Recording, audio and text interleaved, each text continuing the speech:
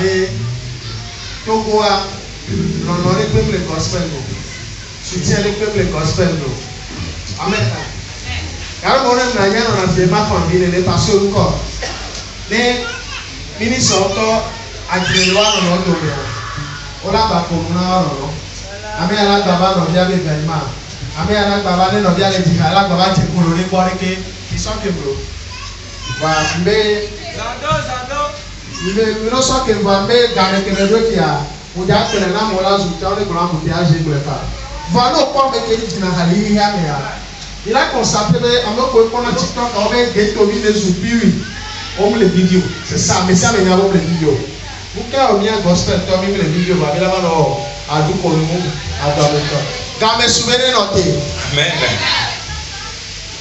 idia no me to ko to ne jiha amole nya me ne che bidia ma yola jiha bidia me se me la lu ne tie amen vo mi ble nya be jeune dare mi ble nya be hatito dare nya be kula mo so du bume aba aso 40 millions no aso 18 millions no olava ekeadia nya be jeune vie ko we ba jiha on va flow na wo voir ils sont à 5 000 10 000 15 000 mais il vouloir 50 000 dans mes souvenirs les noter amen donc on est là pour amener qui est là on est cabé et nous ya muno amen amen